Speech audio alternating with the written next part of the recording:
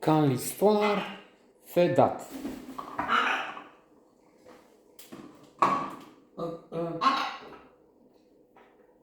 Very good French docu-series. I was in fact very impressed by an episode I've seen, I've noted on the blog, on Christianity, crucifixion. The crucifixion, I think, was the title, in fact. How Christianity, the West in a way, colonized time. I mean, we're talking our era. We're in the year 2023, right? For a few days more. So 14th of December. But that's because Christian imposed that calendar. Western is also changing. I was reading this morning, in fact, somebody did the audio version of The Economist, and Johnson was talking about the change of the significance of words, concepts. It's the global south, the global north would stand for what was once. Things are changing in a flux. What was politically correct some time ago has changed. Deaf want to be not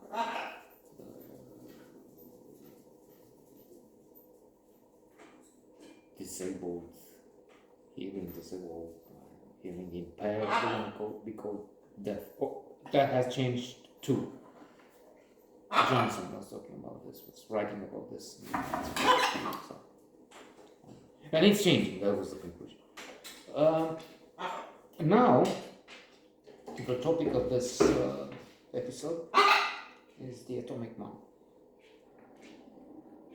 And the view they have in this episode, in this series, is that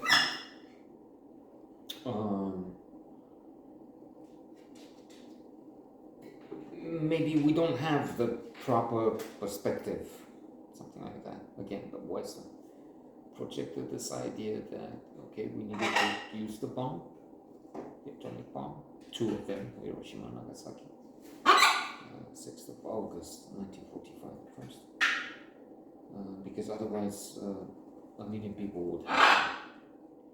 And they work on the premise that, well, we don't know.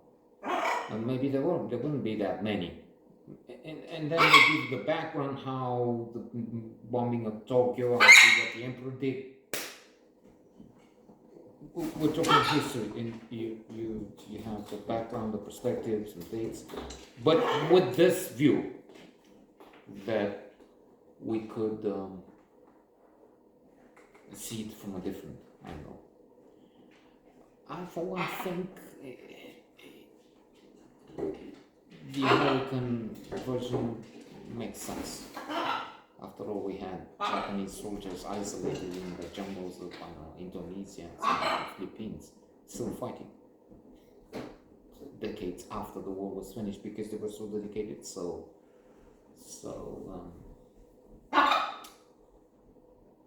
fervent, so much under the influence of the emperor,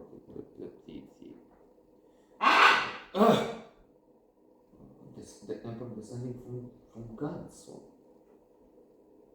right, and so it doesn't look like they would have capitulated. Although, important fact, again from the docu-series from this episode, Russians after the end of the war in Europe, after the 9th of May, they declared war on Japan, and they were ready to take territory, and they in fact, they have what they call the Kuriles, I think, and the Japanese Chinese claim it as their own, and we still have this back and forth and dispute violence the Russians took after the end of World War II. And the point there is, in the film, that who knows, maybe with the Russians joining the Japanese, we don't know. Let's finish with that. And on that, they're right, we don't know. It's always, what if Napoleon, if